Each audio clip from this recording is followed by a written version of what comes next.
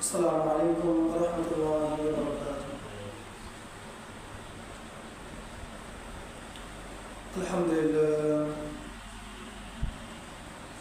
الحمد لله نستعينه ونستغفره ونعوذ بالله من شرور أنفسنا ومن سيئات أعمالنا من يهده الله فلا مضل له ومن يضلله فلا هادي له ونشهد أن لا إله إلا الله وحده لا شريك له أرسله بالحق بشيرا ونذيرا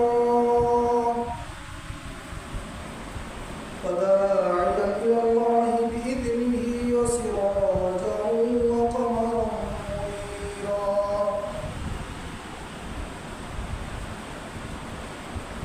وقال الله تعالى في كلامه المجيد والفرقانه الحميد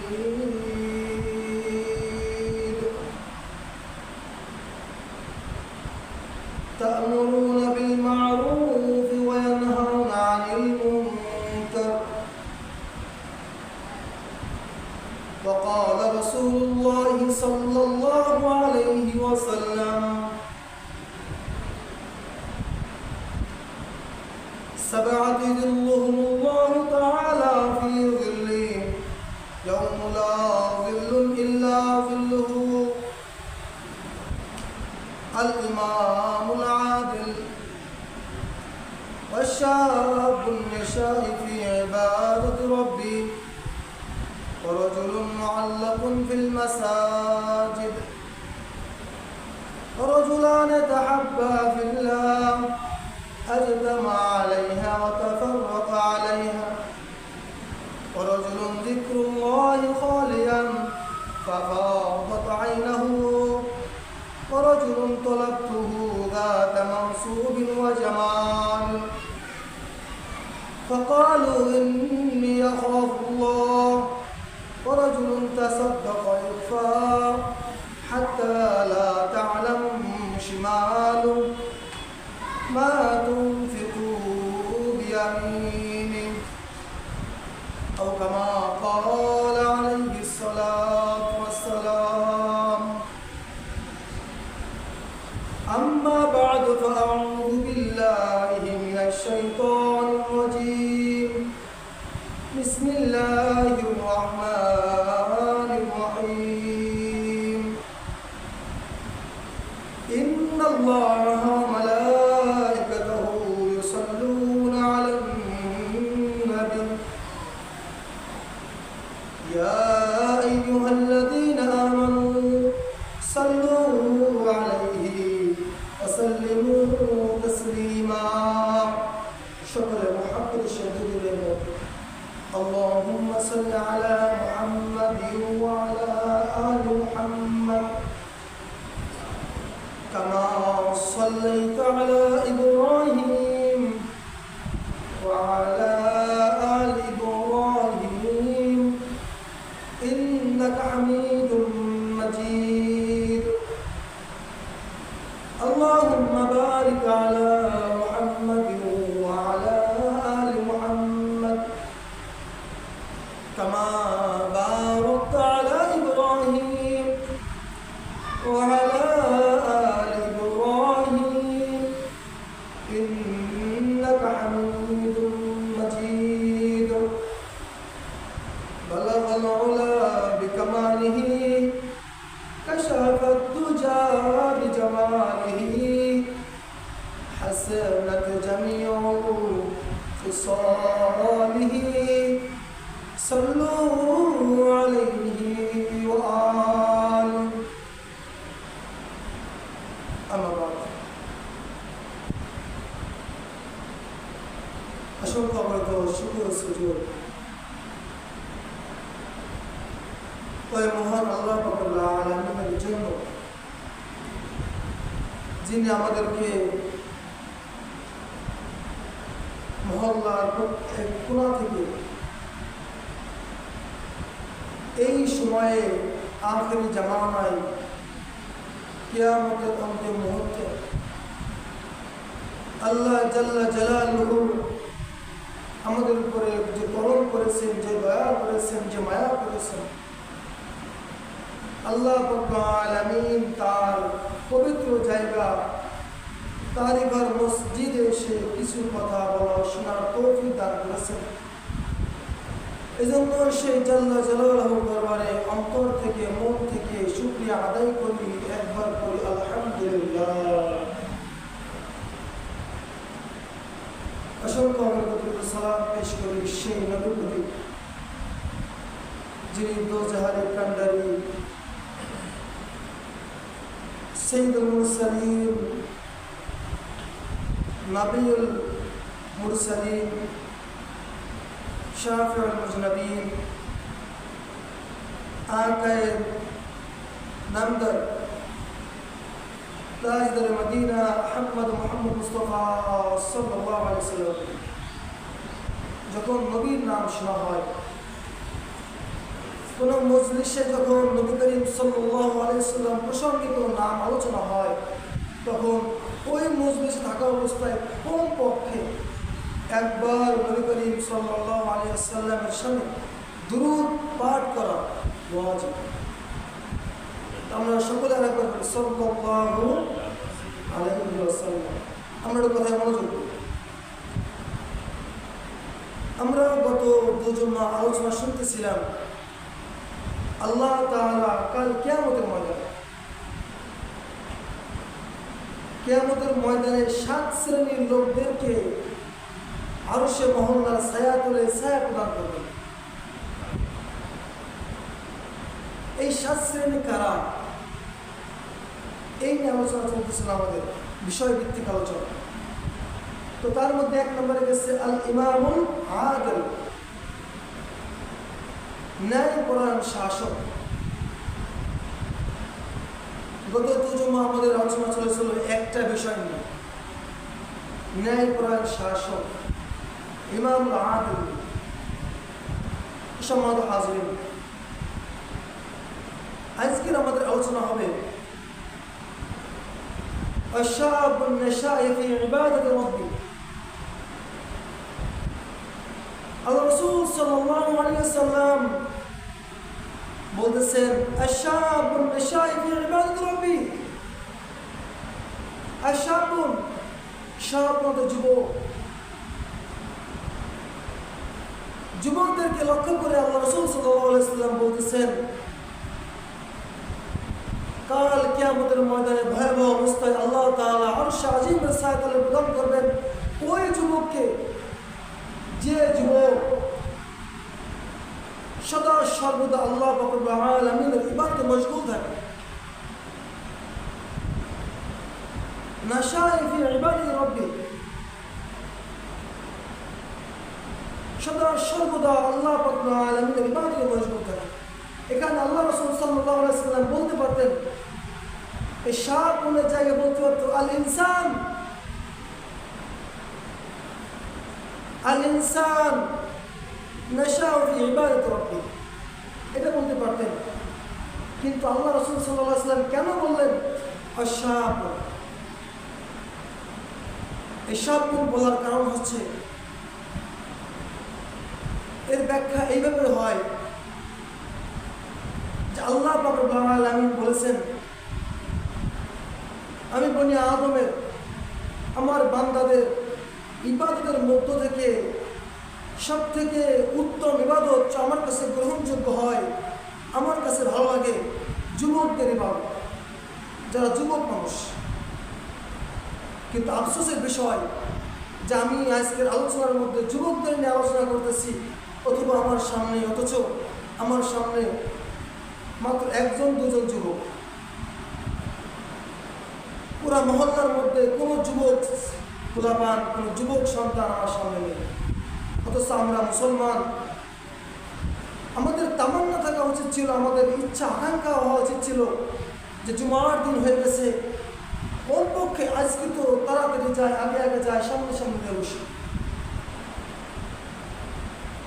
আমাদের মধ্যে আজ নেক কাজ নিয়ে কোনো প্রতিযোগিতার কোনো মঞ্চ নেই, প্রতিযোগিতা নিয়ে আমাদের কোনো ভ্রুক্ষেপ নেই। আমরা যে নেক কাজ, ভালো কাজের জন্য প্রতিযোগিতা করব, অথচ খারাপ কাজের মধ্যে আমরা আজ বিশাল প্রতিযোগিতা করে নিচ্ছি। পুরো দুনিয়াটাকে এই প্রতিযোগিতার মঞ্চ হয়ে গেছে।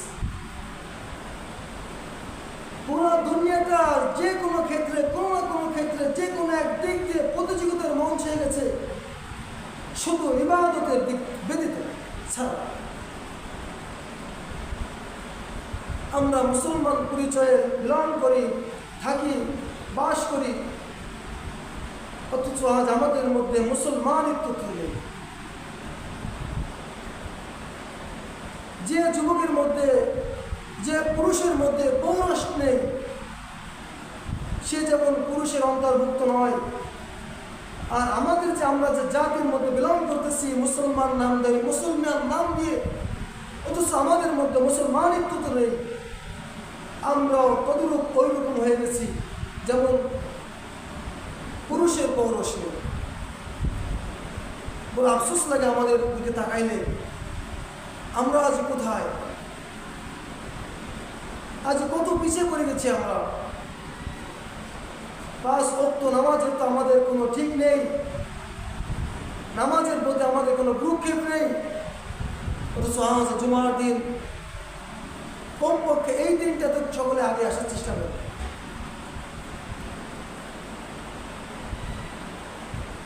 তবে আমি শুনেছি, আমি জানি না, দেখিনি কোনোদিন, পাকিস্তানে এখনো পর্যন্ত জুমার দিন পালন করা হয় খুবই আনন্দের সাথে। আমরা বাঙালি যেমনভাবে ঈদ উদযাপন করি, পাকিস্তান এমনিভাবে জুমার দিন উদযাপন করে।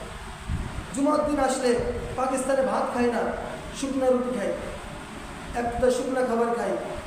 কিন্তু আমি জানি তারা কমপক্ষে সপ্তাহে শুক্রবার হলে ভাত খায়, আনন্দের সাথে উদযাপন করে এবং বিভিন্নভাবে মসজিদকে সজ্জিত করে, বিভিন্নভাবে। তো আমি বলতে চাচ্ছি, অন্য অন্য দেশগুলোতে এখনো ইসলাম বরকরার আছে, কিন্তু বর্তমান বাংলাদেশে এতটা ফিরকা তৈরি হয়েছে, এতটা দল তৈরি হয়েছে, এরকম দল অন্য কোনো রাষ্ট্রে নেই। তবে আলহামদুলিল্লাহ, একদিক দিয়ে শুকরিয়া বাংলাদেশের প্রতি, বাংলাদেশে ফাহেসা কাজ খুব কম হয়। ফাহেসা কাজ, খারাপ কাজ, ঘৃণিত কাজ, নিকৃষ্ট কাজ খুব কম হয়। যেখানে সৌদির মতো রাষ্ট্র, যেখানে হল, মুভি দেখার, ছবি দেখার হল উন্মুক্ত হয়ে গেছে, সরকারের অনুমোদন হয়ে গেছে, সেই জায়গায় বাংলাদেশের দু একটা থেকে স্বাভাবিক, এই দিকটা আলহামদুলিল্লাহ। কিন্তু আর একদিক দিয়ে আমার দুঃখ লাগে যে সৌদি যাই করুক আর না করুক, নামাজের সময় ঠিক নামাজ পড়ে। আমরা এখন নামাজের থেকে অনেক গাফেল। তো সম্মানিত হাজিরিন, আমার আওয়ারেজ আলোচনা হয়ে গেছে, কারণ সামনের অবস্থা দেখে, বক্তার বক্তব্য যখন করে তখন সামনের অবস্থা দেখে তার মাথায় কিছু কথা আসে। এক কথায় মুতাকাল্লিম, যে ব্যক্তি কথা বলে, সামনের পরিস্থিতি বুঝে তার কিছু কথা আসে। সামনের পরিস্থিতি ভালো হলে আল্লাহ তাআলা তার মধ্যে কথা ঢুকে দেয়, কিছু কিছু কথা চলে আসে। কিন্তু সামনের পরিস্থিতি খারাপ হলে আর কথা আসে না। তো আপনাদেরকে প্রত্যেক জুমায় জুমায় বলা হয় যে কোন পক্ষে সপ্তাহে শুক্রবার দিন আপনারা একটু কষ্ট করে আগে আসেন। এত গুরুত্বপূর্ণ আলোচনা চলতেছে, অথচ আমরা আজ বেখিয়াল। আমরা জানি না, আমাদের জানতে হবে যে কোন 7 শ্রেণী, কোন 7 শ্রেণীকে আল্লাহ তাআলাকে আরশ মহল্লা ছায়া প্রদান করবেন। আমরা যদি না জানি তো কিভাবে আমরা তার অন্তর্ভুক্ত হওয়ার চেষ্টা করব? এজন্য আমাদেরকে জানা প্রয়োজন। এক বুজুর্গ আবেদ ব্যক্তিকে জিজ্ঞাসা করা হলো, আলেমকে, যে হুজুর আপনি এত আদবি কেন? বলে বেয়াদব যে কাজ করে আমি তার উল্টা করি, এই জন্য আমি আদবি হয়ে গেছি। কথাটা বুঝবেন, বেয়াদব যে কাজটা করে আমি তার বিপরীত কাজ করি। তো বেয়াদব যে কাজটা করেছে সেই কাজটা করে যেহেতু সে বেয়াদব হয়েছে, অতএব আমি সেই কাজটা করবো না, বাস আমি আদবি হয়ে গেলাম। তা আমরা দেখতেছি সমাজের মধ্যে ওই ব্যক্তি গুনার কাজ করতেছে, বাস আমরা সেই কাজটা করলাম না, সেই কাজ থেকে বিরত থাকলাম, আমি নেককার হয়ে গেলাম। নেক বান্দা হতে গেলে, আল্লাহর ঘনিষ্ঠ আবেদ হতে গেলে বেশি ইবাদতের প্রয়োজন নেই। আপনার ইবাদতের বেশি প্রয়োজন নেই, ইবাদত কম করেন, তারপরে গুনাহ থেকে বেঁচে থাকেন। গুনাহ থেকে বেঁচে থাকা মানে ইবাদত করা। আর আজকে আমরা গুনাহ কি তা জানি না। গুনাহ না জানলে সে কিভাবে সেই গুনাহ থেকে বেঁচে থাকবে? আজ আমাদের মধ্যে জানার যেটা আগ্রহটাই নাই, আমাদের জানার আগ্রহটাই আমাদের মধ্য থেকে বিলুপ্ত হয়ে গেছে। সম্মানিত হাজিরিন, আমাদেরকে জানার আগ্রহ বাড়াতে হবে। যেমনিভাবে আমরা টাকার ক্ষুধা আমাদের মধ্যে ভরপুর রয়েছে, আমরা কিভাবে দুনিয়ায় চলার পথে টাকা ইনকাম করব, কোন কাজটা করলে আমাদের কিছু টাকা উপার্জিত হবে, এরকম যেরকম আমাদের সদা সর্বদা ফিকির থাকে, চিন্তা থাকে, তেমনিভাবে আমাদের ফিকির করা দরকার ছিল কোন ইবাদতটা করলে আল্লাহ তাআলা আমাদের উপর খুশি হবে, কোন ইবাদতটার মাধ্যমে আমি জান্নাতে যেতে পারবো, কোন ইবাদতটা করার মাধ্যমে আমি আল্লাহ পাক রব্বুল আলামিনের কাছ থেকে মুক্তি পেয়ে জান্নাত পেতে পারবো। আর একটা বিষয় দেখে আমি অবাক, কিছু কিছু ব্যক্তি জান্নাত পেয়ে যায়, কিন্তু জান্নাতের যে ঢোকার জন্য, প্রবেশের জন্য চাবির প্রয়োজন, এই চাবিটাই তারা গুছাইতে পারতেছে না, অর্জন করতে পারতেছে। সম্মানিত হাজিরিন, আমাদেরকে ফিকির করতে হবে আমরা কি করতেছি, কিভাবে চলতেছি। আল্লাহ পাক রব্বুল আলামিনকে আমাদেরকে দুনিয়ার বুকে প্রেরণ করেছে খাওয়ার জন্য, এই দুনিয়া চলার জন্য, ছেলে সন্তান বিস্তার করার জন্য। আমাদেরকে কাজকর্ম ছাড়া বা কাজকর্ম ছাড়া ঘোরাফেরার জন্য না, কখনোই না। আল্লাহ তাআলা ঘোষণা দিচ্ছেন, ওয়ামা খালাকতুল জিন্না ওয়াল ইনস ইল্লা লিয়াবুদুন। আল্লাহ তাআলার ঘোষণা, মানুষ এবং জিনদেরকে আল্লাহ তাআলা সৃষ্টি করেছেন একমাত্র ওই আল্লাহ পাক রব্বুল আলামিনের গোলামি করার জন্য, ইবাদত করার জন্য। খাওয়ার জন্য তো গরু ছাগলই আছে যথেষ্ট, গরু ছাগল খাইতে পারে, অনেক সুন্দর। আল্লাহ তাআলা একটা মাখলুক আছে হাঁস, সেও সুন্দর খাইতে পারে। কাজ করার জন্য আল্লাহ তাআলা পাঠাই নাই, কাজ করার জন্য গাধা আছে। আল্লাহ তাআলা কাজ করার জন্য গাধাকে প্রেরণ করেছেন, গাধা সৃষ্টি করেছেন, উট সৃষ্টি করেছেন, ঘোড়া সৃষ্টি করেছেন কাজ করার জন্য। তারা তাদের কাজ করতেছে, আল্লাহ তাআলা কেন আমাদেরকে সৃষ্টি করলেন? দুনিয়া করার জন্য, ছেলে মেয়ে বিস্তার করার জন্য, বংশ বিস্তার করার জন্য না, বংশ বিস্তার করার জন্য আল্লাহ তাআলা আরেকটা সৃষ্টি করেছেন। আল্লাহ তাআলা একটা মাখলুক আছে কুত্তা, কুকুর, আল্লাহ তাকেও সৃষ্টি করেছেন বংশ বিস্তার করার জন্য। কর তো যত পারিস, আল্লাহ তাআলা কেন আমাদের সৃষ্টি করলেন? এটা ভাবার বিষয়, একটু চিন্তার বিষয়। আচ্ছা, আমাদের মধ্যে চিন্তাটুকু নেই, ন্যূনতম চিন্তা নেই। ইসলাম নিয়ে একটু চিন্তা করবো সেই সময়টুকু আমাদের নেই, একটু ফিকির। আপনারা অনেকে জানেন হুদহুদ পাখির নাম। হুদহুদ পাখি সুলাইমান আলাইহিস সালামের জামানায় একটা পাখি ছিল হুদহুদ। সুলাইমান আলাইহিস সালাম এত বড় বাদশাহ ছিলেন, নবীদের মধ্যে বাদশাহ ছিলেন, সমস্ত প্রাণীর ভাষা তিনি বুঝতেন। তো হুদ হুদ পাখির নাম কেন কোরআনে আল্লাহ তাআলা উঠাইছেন জানেন? এটা ফিকিরের বিষয়। অন্য কোনো পাখির নাম উঠালেন না, অথচ হুদ হুদ পাখির নাম কোরআনে উঠাই দিলেন। কোন জন্য? কারণ হুদ হুদ পাখির মধ্যে একটা চিন্তা ছিল। কি চিন্তা? ইসলাম নিয়ে চিন্তা, দ্বীন নিয়ে চিন্তা, ইসলাম ধর্ম নিয়ে চিন্তা। কেমন চিন্তা? হুদ হুদ পাখি একবার ছোট্ট একটা অনেক বড় ইতিহাস ঘটনা সংক্ষেপে বলে দিচ্ছি। সুলাইমান আলাইহিস সালামের নির্দেশে সমস্ত পাখিরা আসমানে একটা ছায়ার মতো প্রদান করলো তার সিংহাসনের নিচে। সুলাইমান আলাইহিস সালাম দেখতে হঠাৎ করে হুদ হুদ পাখি নেই। তখন খোঁজ লাগাইলেন, কই গেল হুদ হুদ পাখি? কিছুক্ষণ পর আসার পর তার শাস্তি হলো হুদ হুদ পাখির। তখন আসার পর হুদ থেকে বলতেছেন, হ্যাঁ নবী, আপনি শাস্তি দেবেন, ঠিক আছে। তবে আমি একটা জিনিস দেখেছি, দুনিয়ার বুকে চলাফেরায় চলে ভ্রমণ করে একটা জিনিস দেখেছি, যে আপনার যে রাজত্ব, আপনার বাদশাহিত্যর নিচে আপনার রাজত্বর কিছু পাশে এমন একটি রাষ্ট্র আছে, এমন একটি দেশ আছে, যে দেশে ইসলামের কোনো গবেষণা নেই, আল্লাহ তাআলার কোনো ইবাদত হয় না, সে জায়গায় অগ্নি পূজা এখনো চলে। আমার খুব বিচিত্র লাগলো যে এখনো পর্যন্ত ইসলামের এতটা বিস্তার হওয়ার পরেও, দিন এতটা বিস্তার হওয়ার পরেও কিভাবে এক ব্যক্তি, কিভাবে এক রাজ্য সহ অগ্নি পূজা করতে পারে। এই যে ন্যূনতম একটা ফিকির, যেটা ফিকির যে কিভাবে সে অগ্নি পূজা করতে পারে, আল্লাহ তাআলার ইবাদত, আল্লাহ তাআলার দাসত্ব বাদ দিয়ে। এই ফিকিরটা আল্লাহ পাক রব্বুল আলামিনের কাছে এত পছন্দ হয়ে গেছে যে আল্লাহ তাআলা হুদ হুদ পাখির নামে আয়াত নাযিল করেছে। সুবহানাল্লাহ।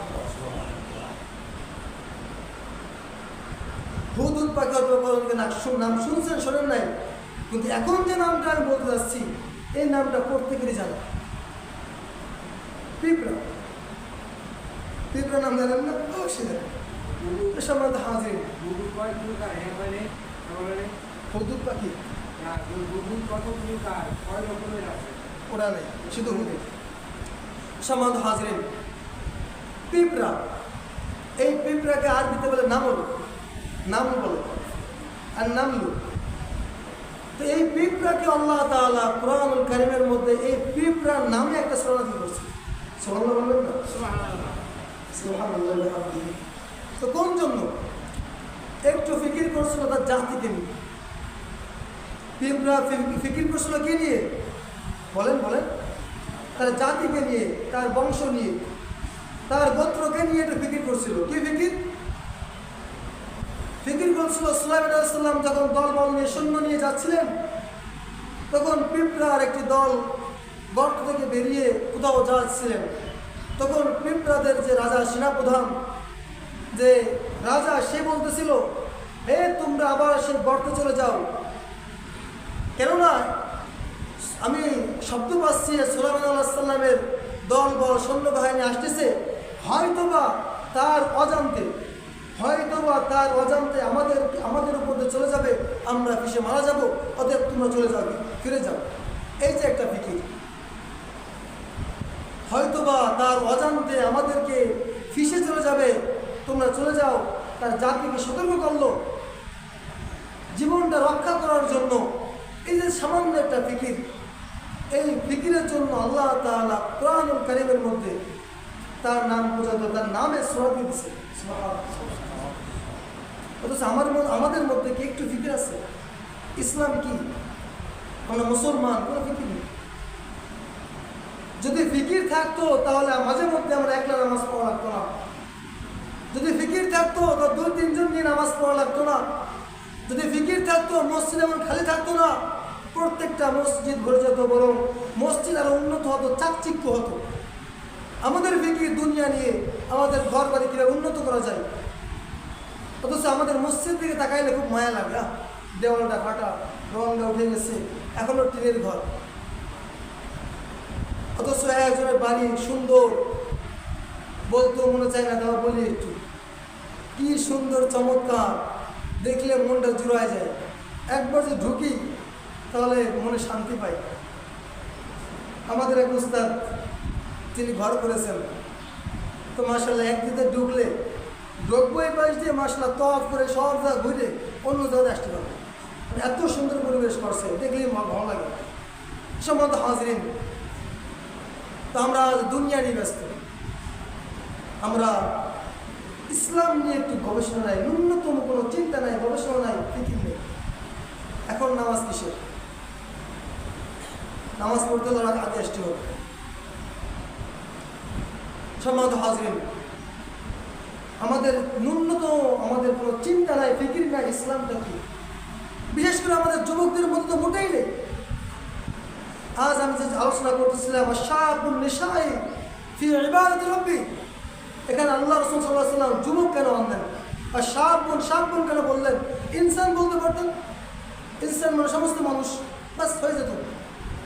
বা মুসলিম বলতে পারতেন, সমস্ত মুসলিম উম্মাহ, তা বলেন নাই, বলছে কি শাবুন, যুবকদেরকে।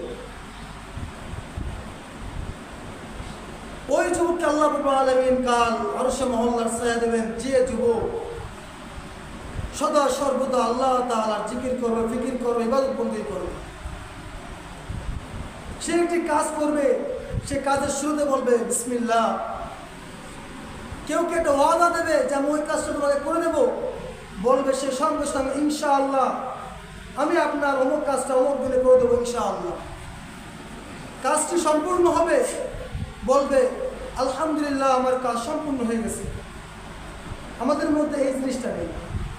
এই যে বিসমিল্লাহ বলা, ইনশাআল্লাহ বলা, আলহামদুলিল্লাহ বলা, সুবহানাল্লাহ বলা, এই জিনিসটা আজ আমাদের মধ্যে নেই, বিলুপ্ত হয়ে গেছে। আমরা আজ লজ্জা পাই। যদি বলি আসসালামু আলাইকুম ভাই, লজ্জা লাগে। হাই ভাই, হাই, হ্যালো, এটা মডার্ন হয়ে গেছে আমাদের জন্য। ওর আফসোস লাগে, আমরা মুসলমান, আমরা এখনও চ্যাট করি হাই হ্যালো দিয়ে, আমাদের মধ্যে সালাম কালাম নেই। সম্মানিত হাজিরিন, আমাদের অবস্থা হয়ে গেছে এমন, আমাদের অবস্থা হয়ে গেছে এমন, আমরা হাই হ্যালো দিয়ে শুরু করি, সালাম কালাম নেই। কি বলবো, দুঃখের কথা। আমরা ছাত্র, আমাদের ছাত্রদের মধ্যে অনেকে আছে এমন, কথা বললে হ্যালো, ফোন ধরলে হ্যালো। কত মানুষের ঘুষাইছি, ধাক্কাইছি, সালামটা আগে দেবো, কথা বলার সময় ডিস্টার্ব করা যায় না, বাস খুঁজা মারছি, ব্যাটে গুঁতো মারছি, সালামটা করো, ইঙ্গিত দিয়ে দিচ্ছি। আমাদের মধ্যে আর সালাম নেই। আমি কোনো ব্যক্তি কথা বললে যদি টের পায় যে সে হিন্দু, সেটা ভোট সাবজেক্ট, আর যদি টের না পায় তো গড়ে হত্যা সালাম দিয়ে দিই। একবার কথা বলার আগে সালাম চলে যায়, সে শুনুক চাই না শুনুক। সে আবার কথা বলার চেষ্টা করে, আমি 2 বার সালাম দিই, না শুনলে 3 বার পর্যন্ত যদি এরপর দিন আর যে তার মন মানসিকতা নেই উত্তর দেওয়া, বা সে শুনে নাই, বাস গেল। সম্মানিত হাজিরিন, আমরা যুবক হচ্ছে জাতির মেরুদণ্ড। জাতির কি মেরুদণ্ড, যেটা বলা হয় নীলধারার হাত। কোনো ব্যক্তির যদি মেরুদণ্ডটা একটু দুর্বল হয়ে যায়, ক্ষয় হয়ে যায়, সে কি সুস্থ সবলভাবে স্ট্রং হয়ে দাঁড়াতে পারে? কথা বলে না, দাঁড়াতে পারে? সে দাঁড়াইতে পারে না। তেমনিভাবে কোনো জাতির যুবক যদি নষ্ট হয়ে যায়, কোনো জাতির যুবক যদি রেপ করে, ধর্ষণ করে, চাঁদাবাজি করে, ওই জাতীয় তেমনিভাবে ধ্বংস হয়ে যায়।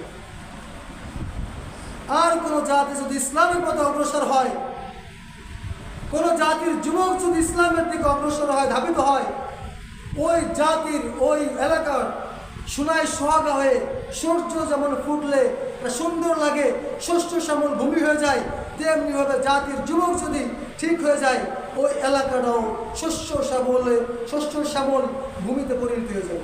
ঠিক কিনা? আরে যুবকদের মুখে তালা মারা নাকি? ঠিকঠাক বলা যাচ্ছে না, যাক সমস্যা নেই, খালি শুনে রাখেন।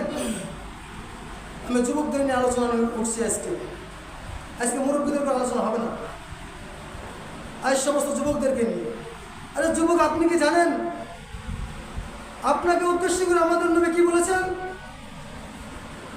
আমাদের নবী বলেছেন, যখন ওয়াজ চলতেছে, নবীজি বয়ান করতেছিলেন, জাতিকে সতর্ক করতেছিলেন, তখন বলতেছেন যে কিয়ামতের ময়দানে হিসাব নিকাশ হওয়ার পর আল্লাহ তাআলা কোনো এক বৃদ্ধকে, কোনো এক ল্যাংড়া লুরা প্রতিবন্ধী কানা, কোনো এক বৃদ্ধ বুড়ো কাউকে আল্লাহ তাআলা জান্নাত দেবেন না, একমাত্র জান্নাত দেবেন যুবকদেরকে। সুবহানাল্লাহ। এই কথা শোনার পরে এক বৃদ্ধা, সে বলে মানে কেঁদে দিছে, কত বড় দুঃখের কথা যে আমি বুড়ো হয়ে গেছিলাম, জান্নাত যাবো না, আমি মুরব্বী হয়ে গেছি, আমার চুল দাড়ি পেয়ে গেছে, আমি কেমন জান্নাত যেতে পারবো না? সে কাঁদা শুরু করছে, খুব জোরে কাঁদতেছে। তখন তাকে সান্ত্বনা দিয়ে বলতেছে নবীজি সাল্লাল্লাহু আলাইহি ওয়াসাল্লাম যে আপনি কাঁদেন না, আপনার কোনো বিচলিত হওয়ার কোনো কারণ নেই, কারণ আল্লাহ তাআলা যখন জান্নাতে দেবেন তখন আল্লাহ তাআলা সকলকে, সে বুড়ো হোক ল্যাংড়া হোক লুলা হোক, সকলকে সুঠাম দেহ দিয়ে নিখুঁতভাবে, কোনো বর্ণনা আছে 30-33 বছরের যুবক বানিয়ে এরপর আল্লাহ তাআলা জান্নাতে দেবেন। সুবহানাল্লাহ। জোরে এত কম? সুবহানাল্লাহ। আল্লাহ তাআলা যুবকদেরকে জান্নাতে দেবেন। এরকমভাবে যুবকদের নিয়ে আরও অনেক হাদিস আছে, অনেক আলোচনা আছে, যা বললে শেষ হবে না। সম্মানিত হাজিরিন, আজ আমরা কোথায়? আমাদেরকে কি সুন্দর অফার করা হয়েছে, আমাদের জন্য জান্নাত প্রস্তুত। আসলে আমাদের জন্য জান্নাত প্রস্তুত। যে ব্যক্তি একবার বলেছে ক্বালু লা ইলাহা ইল্লাল্লাহ,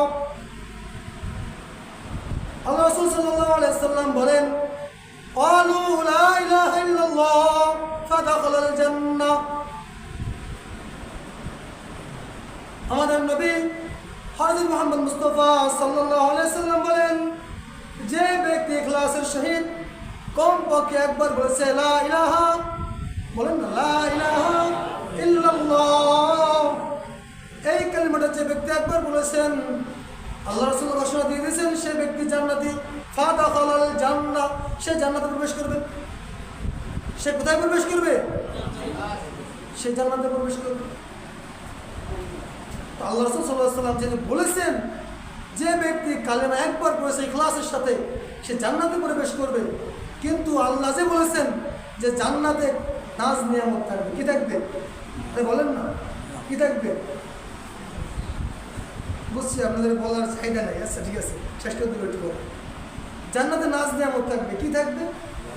এত সুন্দর সুন্দর ফল থাকবে, না হাত দেওয়া লাগবে, না সেই ফলটা শিলা লাগবে, না প্লেটে সাজানো লাগবে, না মুখ দিয়ে উচ্চারণ করা লাগবে। এতে ড্রাগন ফল বর্তমানে ভাইরাল, মানে নতুন ফল, আমি জানি যেটা নতুন ফল, খুবই একটা আকর্ষণীয় ফল। ড্রাগন ফল কেউ যদি ওর ডাল পর্যন্ত দেখে গাছটা, ওটা তুলে না লাগাইতে 1 বছর বা 2 বছর পর ফল তো দেবে একটা। আমিও লাগাইছি এমনি বলতেছি, একটু শখ আছে।